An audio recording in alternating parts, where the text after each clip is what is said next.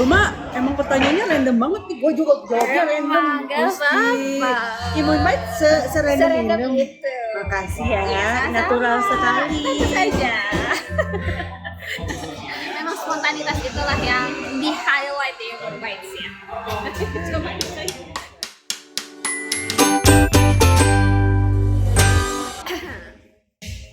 ngapain kita hari ini? Kopi, benar juga. Nah, ngomong-ngomong tentang kopi nih, tahu dong cerita Netflix yang lagi hits? Ice cold. Yes, Cold ice cold. cold ice, cold ice, or ice cold kali. Nah, ini kan ramai banget ya di tengah-tengah para netizenian plus 62 gitu. Dan coba ini mungkin problemnya begini ya, karena dulu nggak merasa engage ya gitu, kayak kasus ya udah ada orang punya perkara, buset panjang banget gitu kan, kayak pikirannya dulu cuma kayak gitu doang gitu. Tapi ketika ini diangkat menjadi sebuah movie gitu ya, diangkat jadi sebuah dokumenter, kemudian itu trending di Netflix gitu ya, dan itu jadi perbincangan netizen di banyak tempat gitu ya. Akhirnya kalau aku pribadi nih ya, ketika nonton Ice Cold itu yang bikin jadi berpikir orang, ini benar gak sih Jessica yang ngebunuh, atau memang itu sebenarnya kematiannya natural? Apalagi netizen suka membanding-bandingkan dengan menyambung-nyambungkan dengan masalah asuransi gitu ya. Banyak banget kalau beberapa orang tuh bilang banyak banget teori konspirasi yang itu menjadi dugaan-dugaan para netizen gitu ya. Ada yang mengatakan wah ini mah kayaknya kemungkinan besar nih karena ada keinginan untuk mengambil asuransinya Mirna yang sekian M gitu. Ada yang mengatakan ya ini mah karena kecemburuan, sampai ada aku pernah lihat satu film yang itu tuh kayak menayangkan ini nih relasinya Mirna sama Jessica tuh ada sampai itu tuh mereka kaitin sama LGBT lagi bete. Jadi kayak Jessica sama Mirna sebenarnya ada affair gitu. Iya gitu. Cuman ya itu jadi difilmin juga gitu. Jadi ya teman liar juga kan, makanya otak-otaknya netizen karena teori-teorinya tuh karena karena di blow up ke media, terus netizen juga kayak nggak punya standar untuk berpikir ini harus seperti apa, termasuk bukti-bukti juga sebenarnya tidak jelas ya sebenarnya. Sulit sih mungkin ya membuktikan kasus seperti ini ya. Iya, memang. Kalau pakai common sense nih, ini misalnya aku gitu ya, aku datang telat, terus tiba-tiba dipesenin kopi. Makanya aku nggak pesenin kopi kamu, aku pesenin aku sendiri aja dulu. Aku dipesenin kopi kan. Nah, terus habis itu aku minum. Terus tiba-tiba aku meninggal. Ya maksudnya kayak common sense aja sih, gak usah pakai bukti segala macam. Kecuali mohon maaf Anda akan jadi tersangka. Karena hanya ada kita berdua. Karena kalau misalnya yang mencuri saya adalah mbak-mbak baristanya atau mas-mas baristanya gitu ya, pertanyaannya kan nggak punya hubungan dengan mereka gitu, nggak ada hubungan emosional, nggak ada relasi, nggak ada sejarah gitu ya. Tapi aku dengan nggak ada tendensi gitu kan. Ya, kita punya hubungan pertemanan yang saya nggak tahu, mungkin teh cupi ada kecemburuan sama aku. Teori konspirasinya mulai muncul ini. Nah, maksudnya kalau kita bicara pakai common sense itu kan akhirnya mudah sekali untuk akhirnya menyimpulkan ya emang mau siapa lagi kalau bukan Jessica gitu. Nah, tapi yang menarik adalah karena kasus Jessica Mirna ini gitu ya, karena dari pihak Jessica itu dia itu senantiasa menambah saksi ahli ya. Nah, yang saksi ahlinya ini akhirnya mencoba untuk menggoncang argumentasi yang dibangun berdasarkan common sense gitu ya, bahwasanya kalau memang karena sianida gitu ya, seharusnya dari bukti forensik, laboratorium dan segala macam gitu ya, itu tuh harusnya ada sesuatu gitu, tapi itu ditemukan. Nah, makanya ini yang menjadi membingungkan kan sebenarnya. Ya, jadi kalau di sistem pembuktian itu yang pertama saksi. Itu kan saksi termasuk saksi ahli itu juga masuk di situ kan. Jadi kalau misalnya orang-orang yang di sekitar gitu ya, termasuk kan yang jadi saksi itu siapa sih temannya Mirna Jessica tuh? Hani gitu kalau Hani ya, Hani itu kan jadi saksi juga. jelas di sebelah soalnya Iya, ini. dan melihat runutan, bukan melihat sih, maksudnya mengalami runutan kejadiannya dari mulai mereka belum bertemu, mereka bikin janji dan seterusnya gitu, mereka bikin grup kan, seperti bikin grup dan seterusnya, sehingga dia menjadi saksi.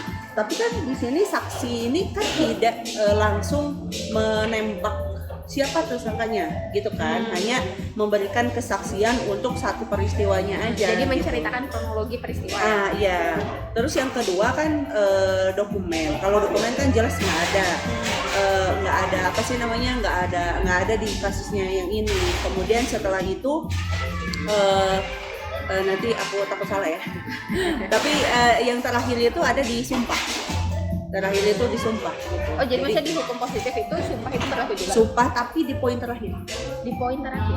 Oh. Tapi apakah sumpah? Makanya kan apa ya? Ada istilahnya pledoi ya?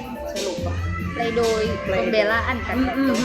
Kan di situ dikatakan bahwa Mirna itu mengatakan bahwa saya sampai kapanpun tidak akan pernah mengaku bahwa saya itu yang membunuh Mirna. Jessica. Iya, Jessica. Sorry. Balik soalnya. Jessica itu mengaku bahwa saya tidak mengatakan bahwa ya pembacaan pledoi itu ya, bahwa saya tidak mengaku saya membunuh Mirna. Dan mungkin kalau Mirna ada di sini, Mirna yang sangat paham betul tentang saya, kan gitu, ada kalimat yang kurang lebih begitu. Gitu. Nah itu kan sebenarnya kategorinya ke sumpah itu. Tapi pertanyaannya, apakah sumpah itu bisa menjadikan bukti yang meringankan dia gitu? Pada faktanya kan ya tidak. Pada faktanya kan tidak gitu. Tapi yang kemudian dalam hukum positif sekarang jika bicara sumpah itu tidak akan meringankan hukuman dia. Iya, apalagi kalau misalnya ngelihat dari runutan kejadiannya, semua pihak itu atau saksi-saksi itu condongnya pada satu orang. Itu jadi kayak udahlah gue mati aja deh gitu kan, kayak gitu. Apalagi kan termasuk yang saksi ahli juga sampai dibilang condong juga kan kepada pihaknya ayahnya Mirna kan pada kala itu. Walaupun di Netflix kan sampai dibilang kok ada uang terbang gitu. Iya gitu lah, begitu. Ada ya betul. Ada dipaksa dan bla bla bla bla bla. Tapi ya di pengadilan itu semuanya condong pada satu orang, sehingga istilah kayak kata memberatkan gitu. Kayak pokoknya apapun yang terjadi, apapun bukti yang dihadirkan, pokoknya Jessica harus salah gitu ya. Jadi kesannya jadi begitu ya. Jadi bikin netizen tuh akhirnya sistem hukum Indonesia gitu ya, apalagi gitu. Dan ditambah dengan opini publik. Itu kan kayak kasus-kasus kemarin juga kasus pembunuhan, jadi udah mengarahkan kepada satu tersangka gitu, tanpa kemudian membuka peluang siapa nih yang terduga lain gitu. Dan kalaulah membuka peluang, terduga lain itu cuman kayak pendukung aja gitu, tapi yang otaknya tuh dianggap satu orang itu gitu kan. Jessica juga sama. Dengan adanya kehadiran opini publik itu kan sebenarnya mempengaruhi keputusan hakim ya sebenarnya. Apalagi kan dengan ditayangkan profil Mirna yang baik hati segala macam, dan ayahnya loh yang ngomong gitu kan, itu juga menguras emosi. Terus Jessica yang kayaknya ada masalah dengan mentalnya, punya catatan kriminal. Betul kan, ya sempat kerjasama juga kan sama polisinya Australia gitu. Walaupun kan sempat dikatakan oke, saya akan kasih tahu tapi jangan dikasih hukuman mati kan, kata polisi Australia, karena kami tidak mau dengan adanya informasi dari kami ada orang yang kemudian mati gitu kan. Sempat ada kurang lebih lah statement begitu. Oh, berarti memang dulu itu ada wacana vonisnya hukuman mati. Iya, karena kan itu pembunuhan berencana. Ya, salah satu hukumannya itu adalah hukuman mati gitu kan.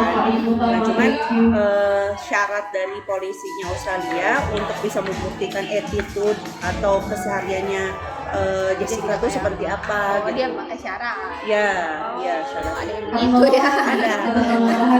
Tapi ini ngomong-ngomong nih ya, kita ambil sebuah kasus umum lah ya, sebuah kasus umum. Kalau misalnya kita bicara dalam Islam, ada kasus yang mungkin ini yang bikin dilema juga ya, karena kan dalam Islam nggak boleh otopsi juga tuh. Iya, iya. Ya kan? Nah, sehingga akhirnya orang hanya bisa mengambil golabatuzon ya kan, kurang lebih gitu ya, kayak Ya, dugaan dugaan terkuat kuat. gitu. Nah, dan buktinya itu katanya memang di kopinya Mirna itu ada cyanida gitu. Dan yang namanya cyanida tuh nggak mungkin tiba-tiba ada gitu ya. Dan kayaknya sepengalaman kita minum kopi Saya baik-baik aja. mau nunggu sampai 3 jam tuh nggak pernah dia sampai berubah menjadi toksik gitu. Nah, ini kan memang ini ya kehadiran cyanida di dalam kopi itu kan memang sangat tidak natural gitu ya. Nah, dan kemungkinan ya pertanyaannya ya itu tadi, kemungkinan memang yang ngasih kopi itu siapa? Yang ngasih cyanida itu siapa? Makanya akhirnya kembali kepada common sense gitu. Nah, sekarang misalnya ada kasus seperti itu gitu ya dalam pengadilan Islam gitu ya, katakanlah kalau pakai common sense tertuju pada satu orang memang gitu ya, tapi pihak pelaku gitu ya, terdakwa mungkin lebih tepatnya, pihak terdakwa itu bersumpah bahwasanya saya tidak pernah memasukkan cyanida ke dalam kopi korban gitu. Nah, apakah sumpah itu diterima oleh hakim dan apakah itu akhirnya membuat si terdakwa itu jadi bebas? Sumpah, iya memang kalau dalam hukum acara dalam Islam itu kan posisi sumpah itu kan sebagai hukum pembuktian yang pertama. Karena kan gini, kalau sebagian pengetahuan aku tentang hukum beracara dalam Islam itu kan kalau yang namanya sumpah itu kan kayak apa ya? Kan tidak hanya sumpah ya sebenarnya, tidak hanya sumpah, tapi harus lihat juga dengan pembuktian-pembuktian yang lain gitu. Kan kalau dalam Islam kalau seandainya tidak memenuhi syarat pembuktian, ya udah gitu, sama kayak seorang Ali bin Abi Thalib melaporkan kepada Qadi bahwa baju besinya itu hilang gitu kan. Tapi kan yang jadi saksi adalah saudara anaknya. Iya, jadi tidak ada persaksian anak terhadap ayah. Ya gitu. Seandainya dia misalnya bersumpah, misal kalau dalam konteks pidana dia bersumpah bahwa dia tidak melakukan, ya tetap aja sebenarnya akan diinvestigasi sebenarnya gitu. Tapi nanti kalau seandainya dugaan-dugaannya itu tidak mengarah ya kepada dia, ya terus apalagi gitu, apalagi yang kemudian kan gak usah maksa gitu aja, istilah kata gak usah maksa gitu. Nah itu Jadi juga poinnya tuh mungkin lebih ke akhirnya tetap kembali kepada kebijaksanaan hakim ya, Iya, kayak iya. begitu. Cuman poinnya adalah ketika memang barang bukti itu tidak cukup, ya akhirnya sulit juga untuk menjerat seseorang untuk akhirnya mendapatkan hukuman. Poinnya begitu ya. Nah, ini saya jadi mikir ya, kadang memang sih kalau misalnya kita bandingkan yang namanya penduduk yang memang punya perasaan Islami sama enggak, kan kualitasnya pasti akan sangat berbeda ya. Nah, tapi kan poinnya ya kita bicara hukum yang diterapkan untuk manusia gitu ya, dengan manusia yang sifatnya macam-macam kayak gini gitu. Terus ketika misalnya ada upaya tadi pembunuhan berencana dan ternyata si pembunuh itu berhasil menghapus semua bukti tanpa jejak gitu. Kemudian dari segi bukti yang tertinggal di dalam jenazah juga sudah tidak bisa diambil gitu kan ya. Nah, apakah dengan begitu gitu ya seseorang itu salah paham dari jeratan hukum, apalagi terdakwanya gitu katakanlah gitu ya, dia menggunakan sumpah bahwa dia tidak melakukan itu. Ini saya jadi keingetan sama kasusnya ini ya, Lian ya kalau nggak salah. Oh iya. Yang istri berzina gitu kan ya, istri berzina, Yang saksinya kan cuma saksinya suaminya suaminya doang. sendiri ya, saksinya suami sendiri. Nah, tapi Barangkali ada netizen nggak tahu Lian itu apa cuy. oh iya. Jadi lian itu adalah apa teh? Saling melaknat ya. Jadi si istri berzina, saksinya adalah suaminya itu bersaksi bahwasanya istrinya berzina.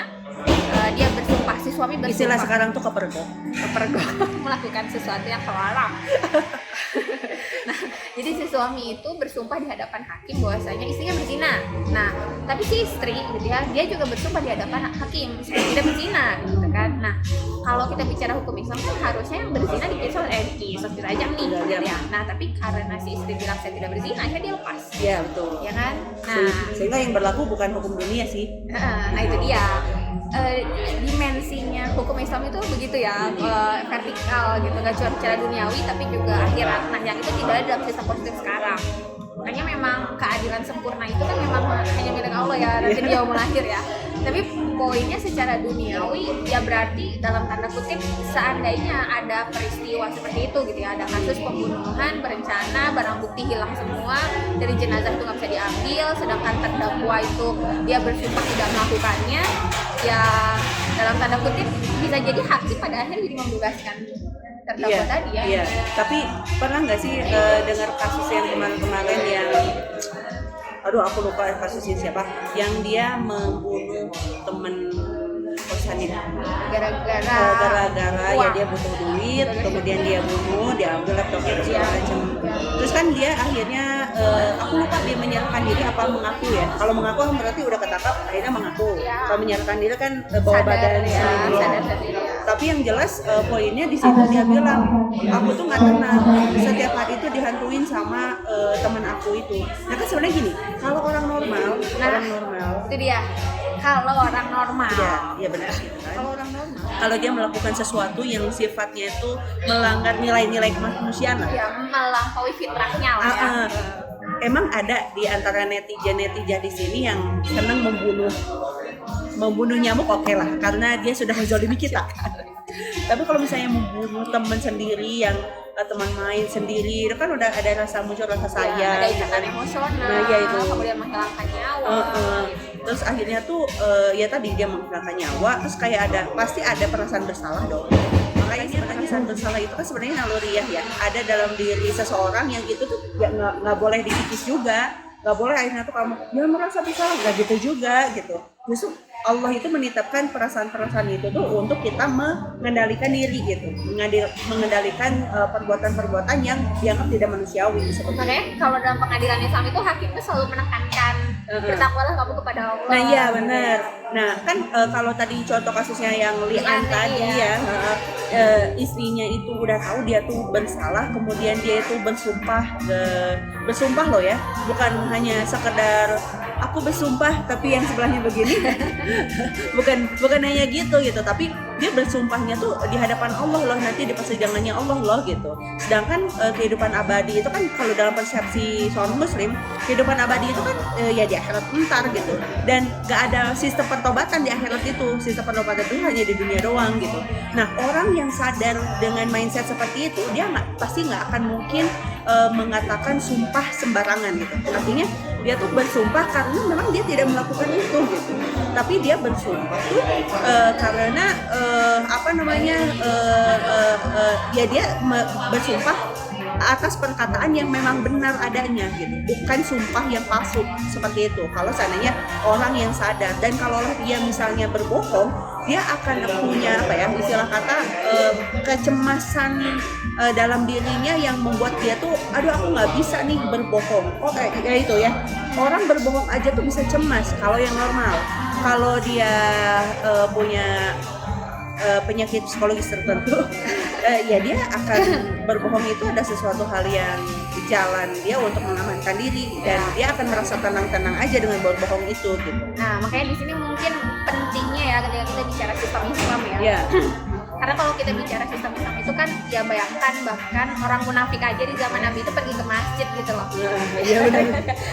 Jadi orang yang jahat itu dipaksa untuk menjadi baik gitu loh. Nah sedangkan kalau dalam sistem sekarang karena memang aspek ruhiyah kita itu benar-benar sudah dibuang sama sekali ya gitu. Akhirnya sekuler itu ya. Sekulernya parah banget gitu. Akhirnya boro-boro gitu kan. Ketika dia berbohong, ketika dia bersumpah, terus ingat nanti di yaumul akhir Allah nggak akan nggak akan abai sama kebohongan aku gitu, boro-boro kepikir itu gitu ya kan, karena memang udah biasa apa sih dah orang juga bohong gitu kan. Jadi kayak melegitimasi gitu kan, Iya. apa tindakan dia gitu. Ya, jadi itulah ya sekilas berkaitan dengan ice cold gitu ya, sedingin kopi yang saya minum sekarang. Maaf kita tidak mengendorse ya saudara-saudara. Tapi poinnya, tapi ini lagi ya yang menarik ya, selain kita bicara apa yang seru di trending di Netflix gitu ya, ada lagi nih yang trending di negara kita sendiri gitu ya, itu berkaitan dengan penggusuran tanah nih, penggusuran tanah warga gitu ya, yang ada di Rempang ya, bilangnya Rempang. Bukan Rempang ya? Ya, Rempang. Nah, jadi di sini juga menarik ya, ini karena berkaitan juga dengan hukum nih kasusnya. Dulu tuh pernah tuh ya, saya main tuh ke sana tuh ke Batam, terus turun ke selatan itu kan, ke Galang, Rempang gitu. Nah, memang sih pas ke sana tuh sepi ya, sepi ke ininya, daerahnya, jadi masih banyak hutan gitu. Nah, cuman poinnya begini, si pemerintah, nah ini saya nggak ngerti ya, hukum pertanahan itu memang rumit ya bun. Saya nggak paham nih, itu kalau dulu yang saya ingat itu di zaman Belanda ada istilahnya domain verklaring ya, verklaring. Nah, dan di domain verklaring itu poinnya adalah ketika warga tidak bisa membuktikan kepemilikan berkaitan dengan status tanah gitu, maka tanah itu akan menjadi milik penguasa gitu kan ya, kurang lebih. Nah, dan domain verklaring ini gitu yang akhirnya menjadi isu yang sangat panas ya dalam undang-undang reforma agraria, betul tidak bun? Iya. Nah, dan ini lagi yang jadi problem ya, bahwasanya pemerintah itu gitu, pemerintah Indonesia itu mengatakan bahwasanya status tanah di Rempang Galang itu adalah tanah apa? Hak pengelolaan lahan milik BP Batam. Nah, hak tanah itu semuanya itu di bawah pengelolaan BP Batam, otorita pemerintahan Batam ya kurang lebih.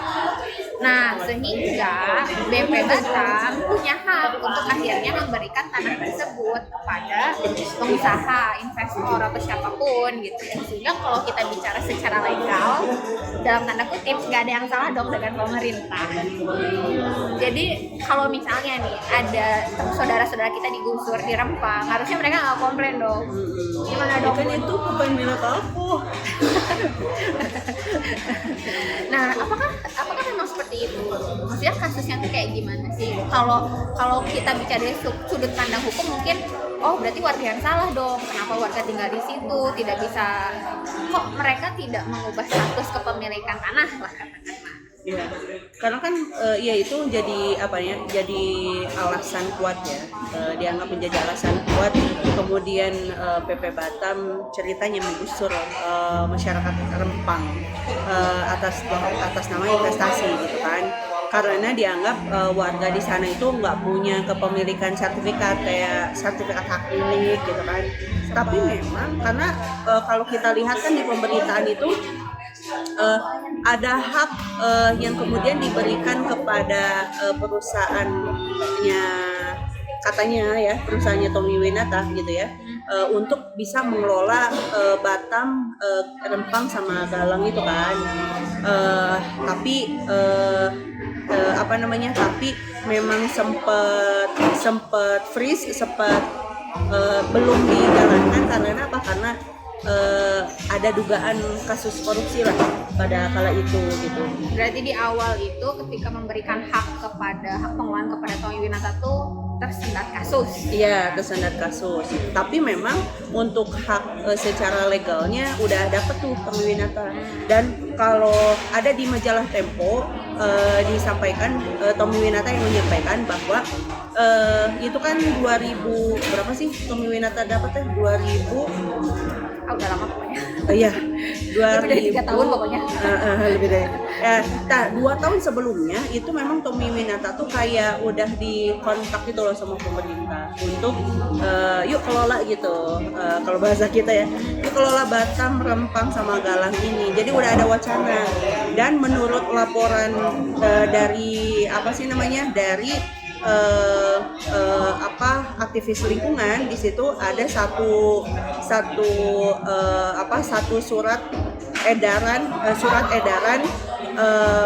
yang diberikan kepada kepala desa di sana untuk tidak memberikan legalitas kepada siapapun. Artinya kalau seandainya seperti itu berarti legalitas tersebut berarti akan dialihkan ke pihak yang lain gitu. Jadi kan kalau misalnya berarti dalam tanda kutip sebenarnya karena hak pengelolaan itu dikasih ke Tommy Winasa akan dikasih waktu itu. akan dikasih. Baru akan dikasih. Nah, maka ketika ada orang yang mau melegalkan status tanah yang dia tinggali, nah itu akan dihalangi. Intinya nggak boleh dikasih. Ya, karena kan gini, kalau seandainya tanahnya belum bersertifikat, berarti kan yang harus ngeluarin surat-surat itu kan kepala desa yang kita istilahkan dengan warga tanah gitu loh. Desa yang punya kewenangan gitu. Nah, ini karena ada surat edaran yang menyatakan bahwa desa-desa di Rempang itu tidak boleh mengeluarkan surat tanah atas nama siapapun, berarti atas nama individu manapun, dan selang dari situ tahun berikutnya disahkan pengelolaan lahan Batam, Rempang dan Galang itu ke Tommy Winata. Itu kan kayak ada satu garis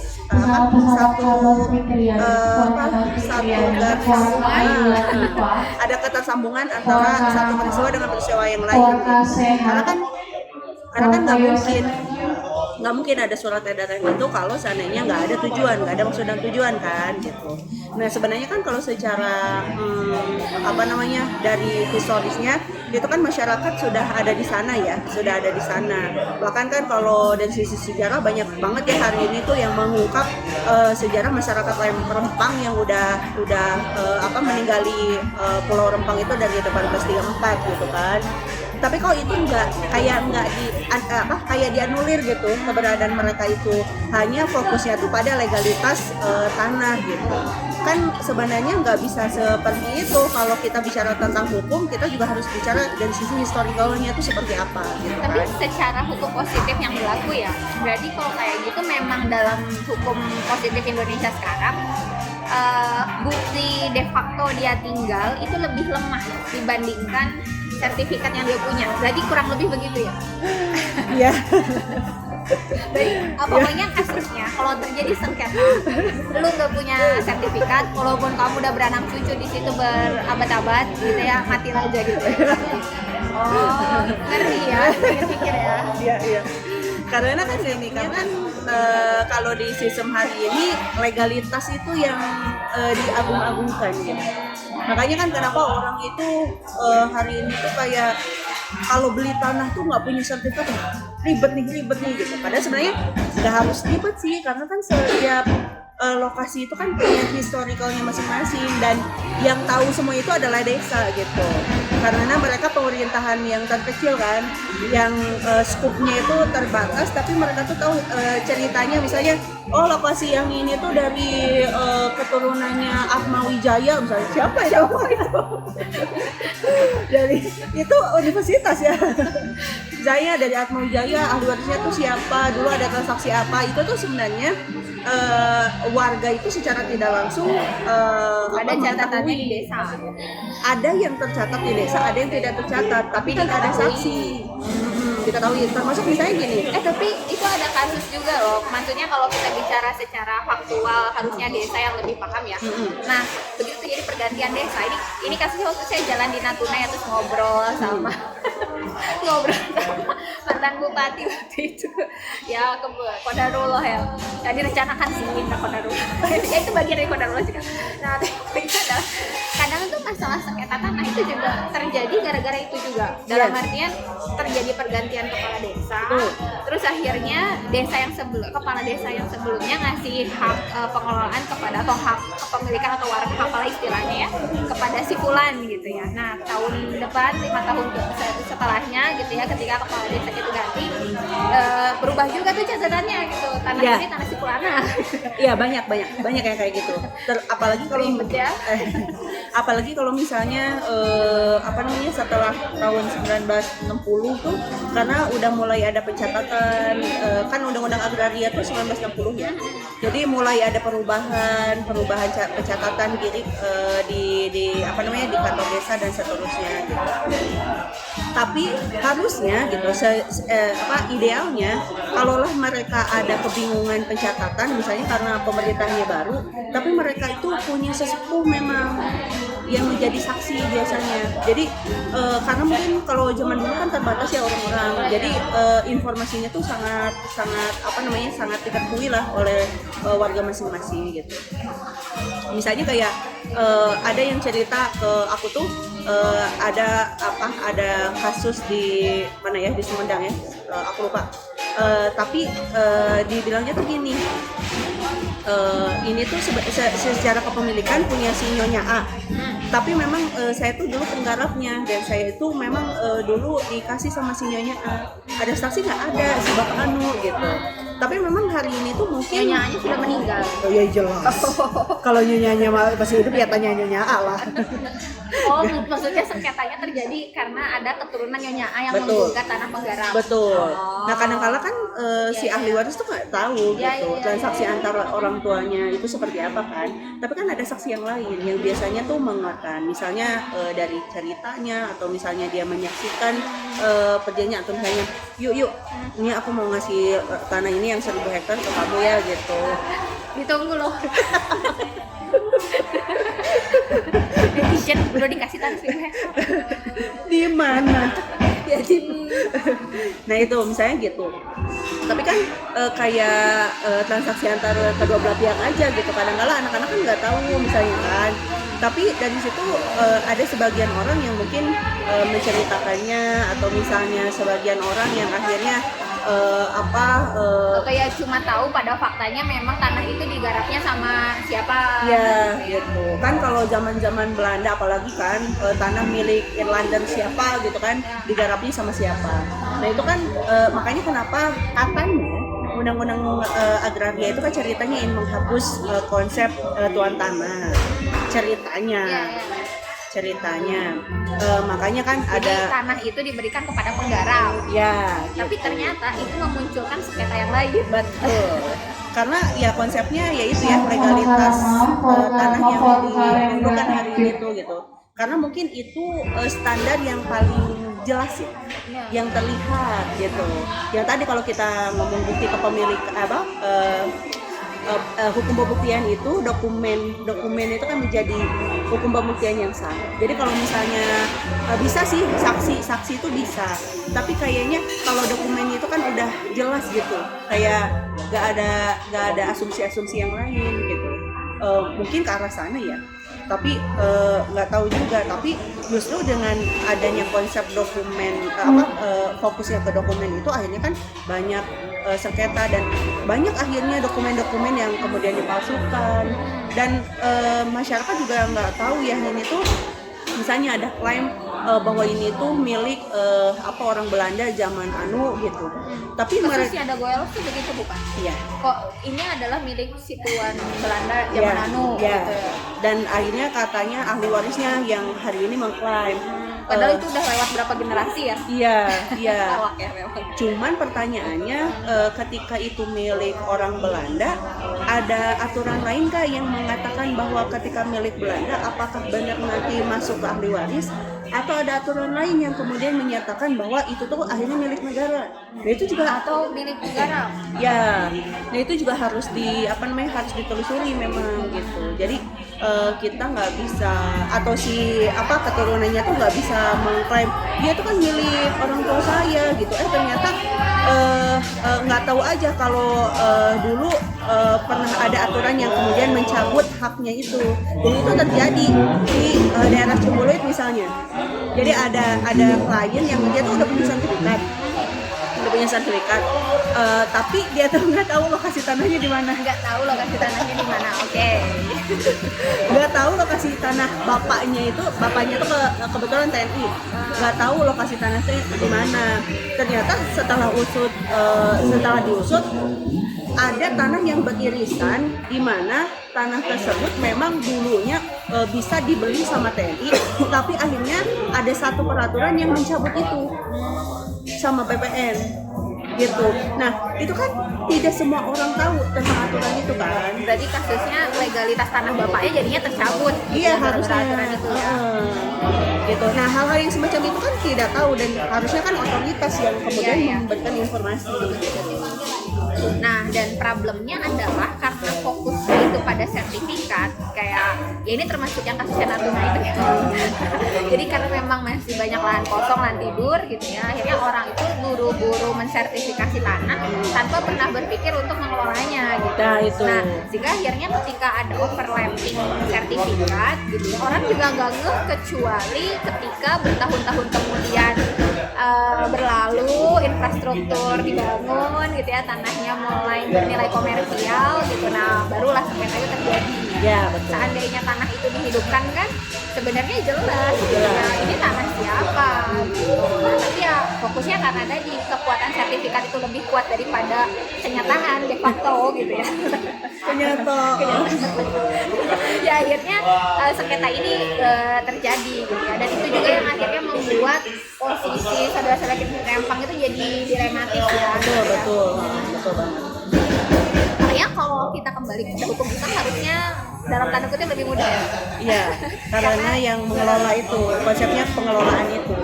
Dan mungkin ada yang nanya, lah, kalau seandainya konsepnya pengelolaan, siapa aja bisa menggarap? Nggak sederhana itu.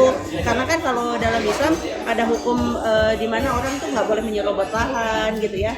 Kalau lah misalnya dan konsep memagari juga bukan sekedar memagari kayak sekarang gitu ya. Memagari itu kayak misalnya ada tanah yang itu tuh statusnya tanah negara gitu, kemudian kata negara sok silakan siapa yang mengelola gitu, oh aku yang mau mengelola gitu kan, Kayak daftar transmigrasi dulu kan ya. Iya. Di tanah kosong silakan dikasih berapa hektar.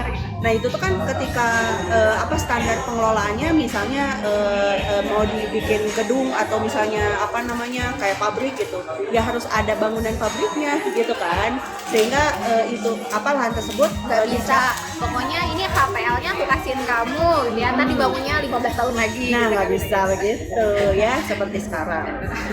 Nah, kayak gitu. Jadi standarnya tuh jelas dan standarnya itu adalah realnya gitu ya, realnya, dan ya tentulah negara juga supaya administrasinya baik harus ada pencatatan di negara. Tidak seperti hari ini yang pencatatan di negara ada, tapi ketika diminta pertanggungjawaban, mohon maaf saya tidak tahu apa-apa karena ini pernyataannya dari si pemohon begini begitu, akhirnya angkat tangan gitu. Kan kalau konsep hari ini tuh gitu. Jadi makanya kenapa hari ini tuh untuk melegalkan sebuah lahan itu banyak banget pernyataan misalnya dimiliki sejak tahun sekian, dari siapa ke siapa dan seterusnya, dasarnya apa. Tapi kan itu klaim pribadi gitu, sehingga akhirnya ketika otoritas itu mengeluarkan sertifikat misalnya dan ada masalah, seolah-olah aku nggak tahu orang dia ada pernyataan ini gitu. Nah kayak gitu kan, jadi otoritas juga kayaknya kurang aktif ya untuk bisa menelusuri dokumen dan secara realnya itu seperti apa. Makanya agak-agak ngeri juga sih sebenarnya dengan adanya konsep sertifikat gratisan ini, karena justru realnya banyak banget yang masalah gitu, karena Jadi banyak yang ngaku-ngaku padahal itu bukan. mungkin kalau ngaku-ngaku nggak seperti itu juga sih, tapi si runutan kepemilikannya itu ada missing yang ketika ada masalah, ketika ada gugatan, yang bingung juga kan otoritas, karena di lapangan ada pihak-pihak yang istilahnya tuh aku tidak mengklaim dokumennya palsu, tapi ya ada yang Memperjualbelikan, memanfaatkan, memafiakan. memasukkan dokumen. Ya karena ada dokumen-dokumen yang akhirnya supaya simple, udah bikin kayak gini aja deh gitu. Dan tadi karena konsepnya otoritas itu mengambilnya klaim dari para pemohon, akhirnya kan mereka juga ketika ada masalah ya angkat tangan gitu. Tapi pada Jadi faktanya nanti akan ada perseteruan sengketa di antara Iya, para pemohon.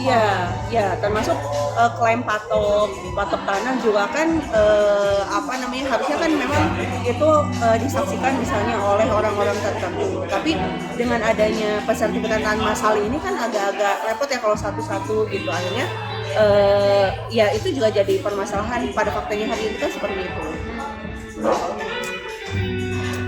Rumit ya, tapi ini lucunya ya, self experience. Jadi kasusnya orang tua tuh punya rumah agak di gunung gitu ya. Agak apa gunung? Agak di gunung sih. Dan lucunya adalah itu sertifikat. Jadi rumah tuh kan ini ya kayak kompleks menjajar ke atas gitu kan ya. Di blok-blok gitu loh, satu blok. Biasa kan kalau rumah agak di gunung gitu kan memang naik turun gitu kan konturnya ya. Nah, jadi di satu lahan itu ada 2 rumah bersebelahan. Nah, turun ke bawah ada rumah lagi sebelahan gitu. Nah, bapak ibu tuh beli rumah tuh 2 unit dalam 1 space. Nah, terus kok dilalah dibilang sama tetangga gitu ya. Salah pak, gitu. Rumahnya bukan yang itu, tapi yang bawah. Itu banyak kasusnya kayak gitu. Padahal tuh orang tua aku ingat kunci yang dikasih developer tuh yang itu bukan yang bawah. Terus akhirnya kayak ya udah sih gitu ya, karena ingatnya yang penting rumahnya 2 gitu, mau di atas mau di bawah it's okay gitu kan ya. Terus kan kayak bertahun-tahun selama ini kita ngebersihin rumah sama. Aneh banget. Nah, terus lucunya lagi gitu ya, baru-baru ini belakangan tuh tetangga bilang lagi, bapak bener yang kemarin. Itu aneh banget sumpah.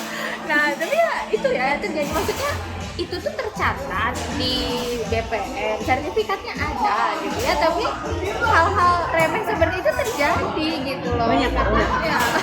Dan tidak hanya sertifikat, kayak PBB juga itu misalnya nih sertifikat rumahnya Ayu belum tentu PBB-nya itu banyak. Itu banyak PBB-nya, PBB orang. Iya, PBB-nya misalnya di mana? Atau ada juga kan yang nggak punya PBB. Jadi sebenarnya kataku wajar banget ya kalau seandainya dinas pajak itu mengandalkan pendapatan dari pajak, tapi tidak ngecek keasliannya sama perasaan. Betul. Dan itu pernah di apa namanya bukan digugat apa ya diminta untuk adanya perapihan ya antara PBB sama lokasinya. Tapi mohon maaf ya, otoritas sih mengatakan bahwa kami tidak punya cukup SDM melakukan itu. Karena SDM yang melakukannya itu adalah pihak ketiga alias swasta. Supon ya, pada akhirnya ya. Dan mereka cuma bilang gini, ya bikin sendiri aja lah. Ya gimana lagi dah, kita nggak bisa ngapa-ngapain gitu. Jadi ada dilematis tersendiri gitu. Padahal kan sebenarnya kalau seandainya titik lokasinya itu bisa di titiknya tepat, datanya juga tepat, kan akan lebih efektif gitu kalau dalam kacamata aku gitu ya, untuk pendapatannya juga. Karena banyak juga akhirnya tanah-tanah yang kemarin juga ada yang konsul gitu kan, bapak tanah ini PBB-nya mana? Saya nggak tahu bu, dari mulai saya yang punya saya nggak dapat PBB. Sejak kapan Pak? 2009. Waduh. Dan itu hanya tuh luas gitu. Nah ada satu lagi yang juga dia punya lahan tahun 2000 berapa ya? 2009 ya. Luasnya 990. Pas dicek sekarang 90 meter persegi. Betul. Dicek sekarang dengan kode yang sama jadi 200-an meter. Ini di split kapan? Saya nggak nyeplit tuh, soalnya saya nggak bayar pajak. Jadi nggak didata sama sekali, maksudnya nggak divalidasi gitu ya, nggak divalidasi titik lokasinya, dokumennya gitu. Padahal kan sebenarnya mungkin kalau diberdayakan ya, mungkin ini juga bisa jadi saran ya buat pemerintah mungkin untuk meng-hire banyak orang kan sekarang lulusan lagi pajak. CCSASN kan ya. Dan kalau mereka diberdayakan itu kan lebih ini ya, pemerintah juga mungkin pendapatannya akan lebih baik mungkin ya. Mungkin ya. Dan aparatur bekerja benar-benar melayani. Betul, gitu ya, nggak cuma betul. sekedar fingerprint absen pulang. Bercanda itu mah nggak tahu dikata Bercanda. Ada juga yang serius. ya jadi berarti memang di sini Yang ya, bagian tadi di skip lah. nanti kita atur ya. Nah, poinnya adalah ketika kita bicara masalah tanah ini memang kayaknya yang jadi sumber petaka itu adalah ketika legalitas sertifikasi yang seharusnya memudahkan kemudian memvalidasi kepemilikan seseorang itu justru tidak di apa istilahnya ya, tidak disesuaikan dengan realitanya gitu ya. Kadang-kala sertifikat keluar sertifikat tanpa ada validasi, tanpa ada pemeriksaan. Ya harusnya ada pendataan lah. Ya, pendataannya harusnya lebih benar dan lebih tepat Betul. ya. Nah, apalagi sekarang udah zamannya abad ke-21 gitu ya, udah ada teknologi revolusi udah 4.0 sampai 5.0 gitu ya, tapi data kita masih berantakan. Atau ya itu tadi mungkin karena saking berantakannya sampai otoritas yang berwenang juga udahlah biarin aja gitu. Saking pusingnya. Lagi sebenarnya lagi perapihan sih. Cuman kan perapihan dari benang kusut itu gimana ya? Kebayang nggak sih? Iya.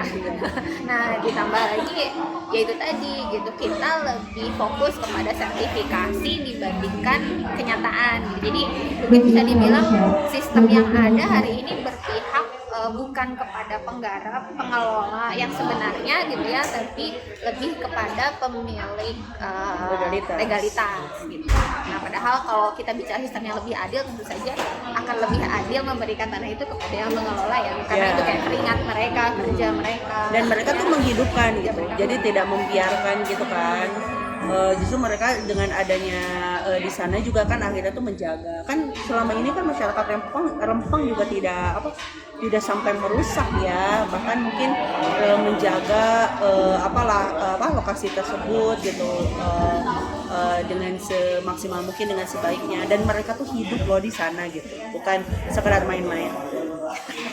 Gak sekedar mendata di atas kertas. Ya jadi begitulah ya. Dan poinnya adalah mungkin pemerintah juga memberikan sebuah win-win solution dengan cara tadi yang melakukan relokasi ya. Ya karena poinnya begini sih. Mungkin kalau kita nih nonton di layar kaca atau misalnya baca scroll di medsos gitu ya, kita kan mungkin hanya membaca itu sebagai sebuah cerita ya.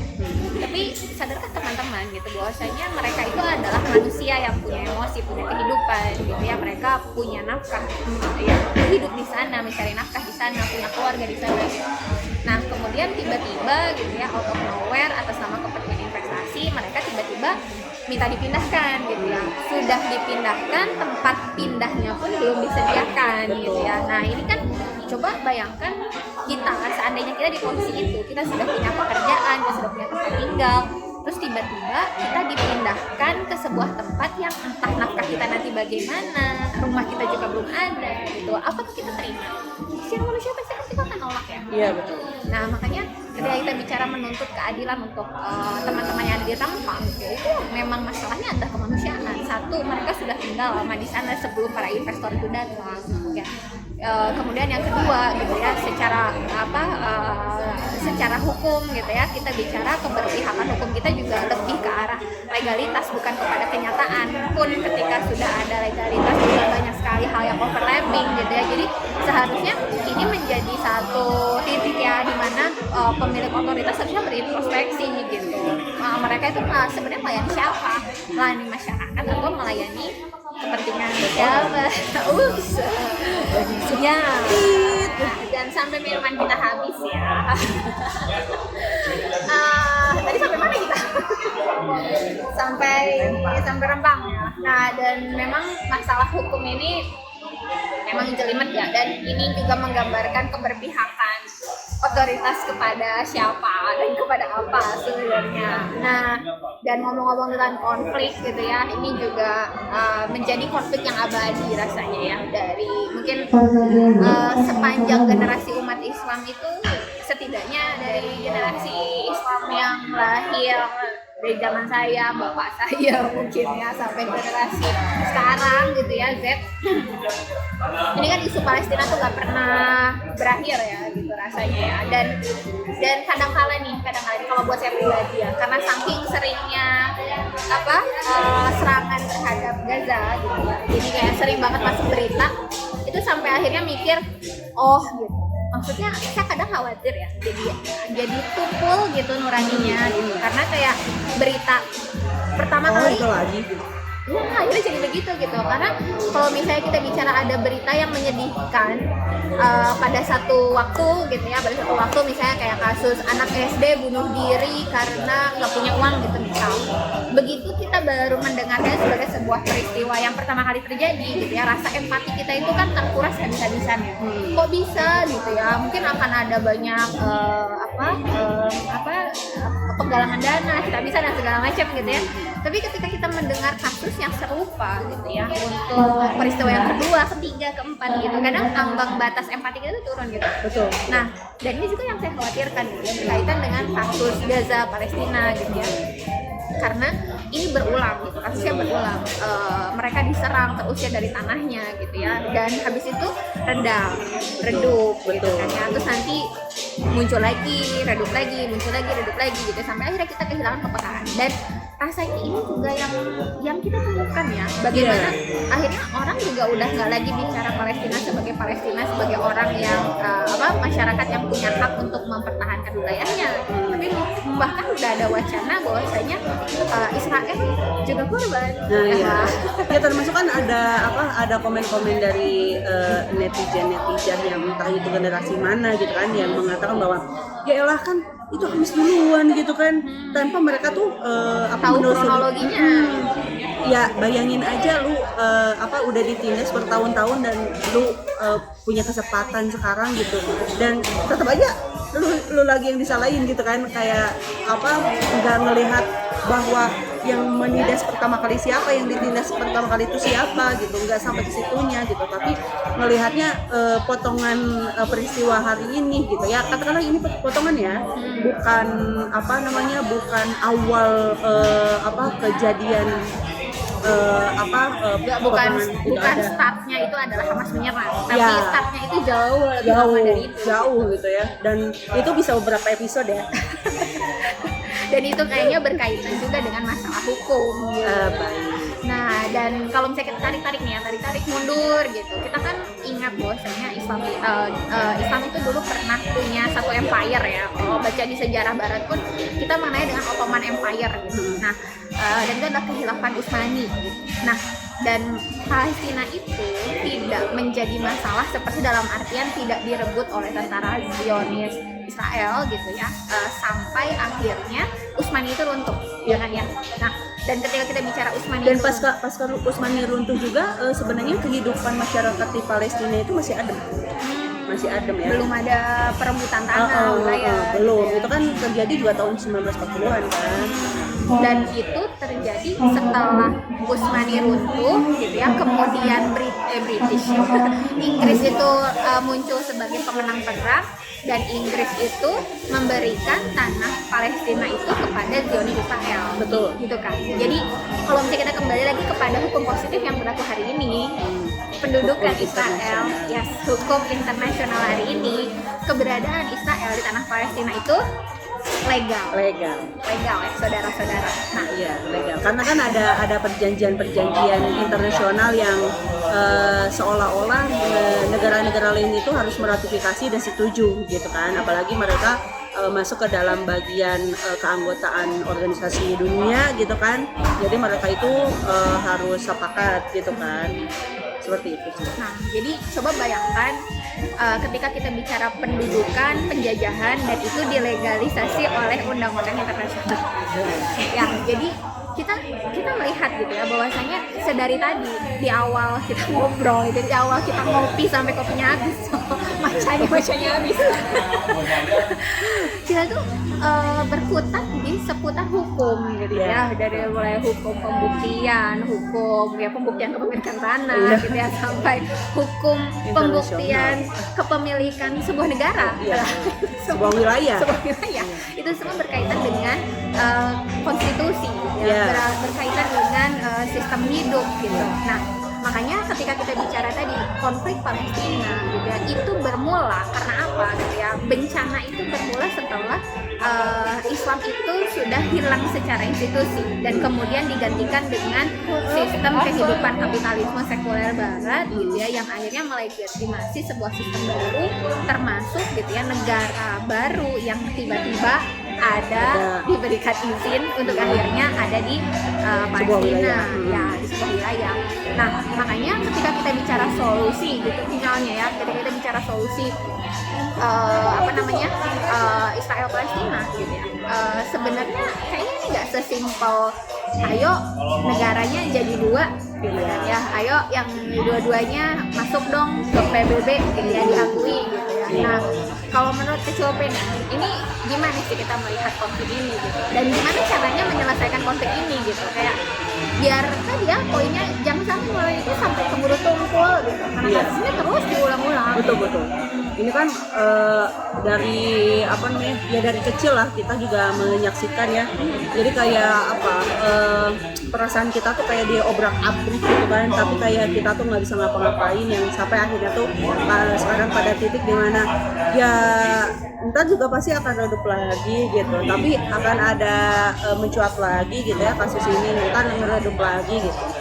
Sebenarnya saya pengen ngawalinnya tuh dari ini ya, bagaimana hari ini komen-komen anak-anak ya hari ini ya, yang sangat digital native gitu ya, yang itu tuh komennya tuh buat saya mah miris banget gitu ya. Misalnya kayak tadi ketika misalnya apa ya, mungkin ini kan memang serangan ya, katakanlah ini tuh kan bermula, untuk yang kejadian ini emang bermula dari serangan Hamas kan, tapi Hamas itu sendiri kan tidak ujuk-ujuk gitu ya menyerang, dan itu tuh dipicu karena kezoliman yang sudah terjadi sejak lama begitu kan. Nah, itu hal yang tidak tidak secara fair diungkap oleh netizen, ditangkap dan diungkap oleh netizen hari ini gitu kan, sehingga banyak plot twist yang wow gitu ya, yang apa sih namanya, yang komen ya elah gitu, listrik mereka Israel, air di Israel ya terserah Israel dong mau dipakainya seperti apa. Gak gitu juga gengs gitu ya, gak gitu juga, karena bahkan ada juga kan kalau di sosial media gitu kebencian Zionis terhadap Muslim itu kok ngeri banget ya. Aku ngelihatnya tuh ngeri banget gitu. Maksudnya ngerinya tuh gini, emang dalam otak mereka tuh ngelihat Muslim tuh kayak gimana sih gitu. Emang mereka tuh nggak ngelihat sejarah dulu Muslim membuka ruang sosial yang yang sangat damai dengan egaliter untuk semua orang. Betul gitu ya, antara Kristen, Yahudi, Muslim itu hidup dengan damai, aman, tentram gitu ya di satu wilayah yang disebut Palestina. Emang itu tuh dihapus ya dalam ingatan mereka gitu, sehingga akhirnya tuh harus dibunuh dan seterusnya.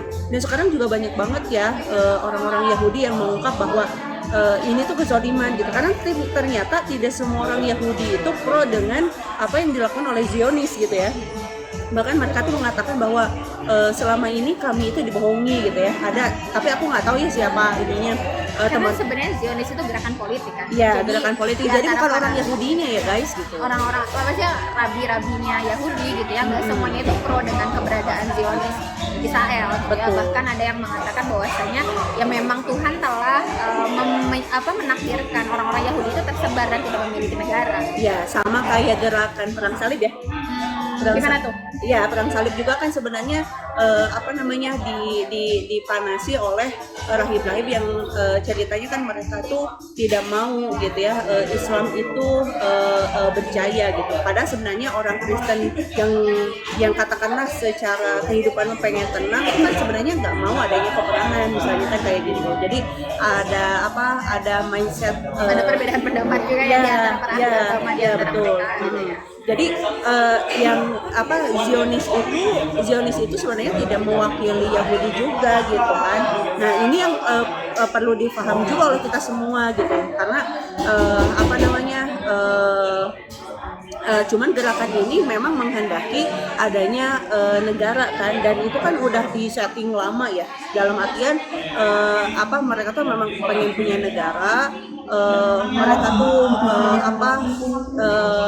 ya makanya tadi mungkin mereka memegang kendali Inggris gitu ya untuk bisa mewujudkan cita-citanya mereka, tapi ya tadi segelintir orang itu gitu ya, dan akhirnya mereka mengajak Yahudi yang lain untuk tinggal gitu, padahal sebenarnya mungkin Yahudi yang lain juga tidak mengerti gitu ya, tapi yang mereka ya digerakkan oleh kekuatan politik si Zionis ini gitu.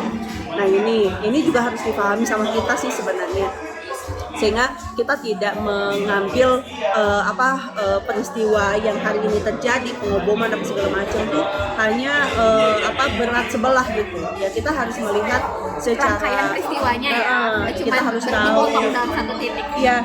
Kalau aku sih ngelihatnya mudah-mudahan dengan adanya peristiwa hari ini itu justru menguak kembali gitu ya pengetahuan kita tentang kenapa nih peristiwa ini tuh ada, sejarahnya itu seperti apa, kalau dulunya tuh kayak gimana, sehingga akhirnya tuh kita tuh bisa netral gitu. Dan kalau kita termasuk generasi lebih objektif ya, kalau kita misalnya termasuk generasi digital native gitu ya, kita harus tahu semua itu gitu. Dan memang tadi betul kalau kata Ayu bahwa kasus-kasus yang tadi kita bahas dari awal sampai sekarang itu memang kasus hukum ya, kaitannya dengan hukum yang diterapkan hari ini gitu. Dan kalau hukum itu kan sebenarnya apa? Aturan yang memang disepakati bersama kan, dan memang ada pihak yang memberlakukan itu gitu, dan itu nanti akan berkaitan dengan siapa yang punya kuasa untuk memberlakukan aturan itu gitu kan.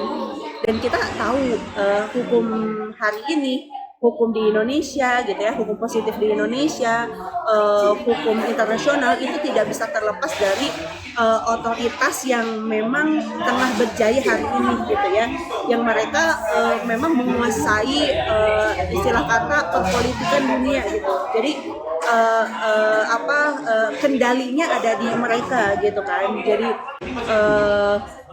kayak berbagai kasus misalnya kasus Freeport misalnya ya, kasus Freeport itu kan sebenarnya pernah masuk arbitrase internasional tapi kan kalah. Kenapa? Maksudnya arbitrase internasional dalam rangka siapa yang berkonflik? Ya ini ceritanya Indonesia. Ini ceritanya perusahaan dengan masyarakat Indonesia. Tapi kan akhirnya tidak dimenangkan gitu. Maksudnya tuh misalnya dalam hal investasi kan harusnya di dalam perjanjian itu kan ada kewajiban untuk menyerahkan sebagian besar investasi asing kan menurut hukum positif Indonesia kepada pemerintahan Indonesia. Tapi kan itu juga tidak dimenangkan. Kenapa? Karena kita tahu bahwa otoritas yang memegang kendali ini siapa gitu. Freeport itu tuh siapa yang memegang kendali dan seterusnya. Berarti poinnya adalah ketika seharusnya secara hukum legal di Indonesia Freeport itu mengembalikan lagi asetnya ke Indonesia, tapi secara hukum internasional ternyata tidak ada kewajiban itu gitu. Iya. Jadi ada ratifikasi, kita jadi harus mengikuti hukum yang lebih tinggi gitu. Iya, gitu. Karena kan arbitrase internasional istilahnya kan pengadilan internasional ya, yang itu tuh kalau ada sengketa ya ke mereka gitu kan. Maka sengketanya udah antar negara ya. Ya Lintas negara. Ya begitu. Nah itu kan sebenarnya ya itu salah satu kasus sebenarnya. Dan untuk kasus Palestina juga kan udah ada beberapa pihak yang dulu pernah mengajukan kepada otoritas internasional untuk membela Palestina, tapi tetap aja kan sampai sekarang malah penguasaan wilayah atas nama Palestina kan semakin berkurang, ya kan? Nah itu kan sebenarnya ini tuh emang murni permasalahan jahat ya. Dan itu jahat ya. Maksudnya poinnya adalah kalau kita lihat peta persebaran wilayah Israel dari tahun ke tahun. Dan itu udah banyak ya. Itu tuh memang konsepnya mereka itu adalah dalam tanda kutip mengambil tanah yang dianggap tidak bertuan. Nah, tapi masalahnya adalah cara membuat tanah itu tidak bertuan adalah dengan mengusir penduduk asli. Ya itu kan aneh. Nah itu dia. Dan secara itu, logika berpikir kita ya. Dan itu ternyata dibenarkan secara hukum oleh mereka. Ya, ya begitulah. Dan itu diakui oleh negara, dalam artian kalau kita bicara konsep kenegaraan nation state ya, bahkan ketika kita bicara nation state itu kan biasanya statis ya, kayak Indonesia itu ya memang dari Sabang sampai Merauke gitu. Ini Indonesia gitu ya kan. Nah tapi kalau Israel itu kayak awalnya satu titik, harusnya di situ gitu ya, tapi mereka tidak mencukupkan diri di situ gitu. Kayak pemberian Inggris di situ harusnya berhenti di situ, enggak, ini terus melebar gitu. Dan mereka mengambil alih hak yang sebenarnya bukan hak mereka dan melegitimasi itu dengan sistem hukum mereka sendiri gitu. Itu yang terjadi ya. Makanya kita tuh jadi bertanya-tanya, sebenarnya ini tuh emang mau di permasalahan hukum atau sebenarnya ada unsur politik di atasnya gitu kan. Karena kalau misalnya emang mau di permasalahan hukum harusnya fair dong gitu kan, dengan dengan kesepakatan hukum yang sudah disepakati bersama gitu. Tapi kalau kita melihat aturan hukum internasional juga kan kayaknya ya mungkin sama ya dengan dengan apa yang dikatakan sama orang-orang, tajam ke bawah tebal ke atas gitu. Atau mungkin poinnya adalah karena dalam hukum internasional yang diakui itu negara Israel dan Palestina tidak diakui. Jadi mereka tidak bisa bersengketa, dalam artian tidak bisa mewakili negara. Rumit. Ya begitu ya. Ini saya baca di Ekonomis ya. Kalau kita bicara di Ekonomis itu kan majalah yang memang sayapnya ke kapitalistik ya. Nah di halaman pembukanya itu dia bilang begini ya. Dia ngasih judul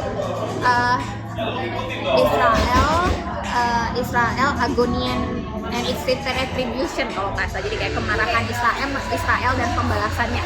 Nah, cuman di situ tuh di bagian akhir dari kalimat di majalahnya itu disebutkan gitu ya bahwasanya Israel itu dia itu ada di pilihan sulit, kata dia. Di pilihan sulit dalam artian mereka bisa dalam tanda kutip menghabisi Hamas, tapi mereka tidak tahu ketika Hamas itu dihabisi siapa yang akan mengisi kekosongan itu. Jadi dalam tanda kutip mereka itu memahami, mereka mungkin melabelkannya sebagai radikalisme ya, kayak gerakan-gerakan radikalisme ini akan selalu ada. Tapi yang harusnya mereka juga sadari, gerakan-gerakan radikalisme yang mereka sebut ini lahir juga karena penjajahan yang mereka lakukan. Betul.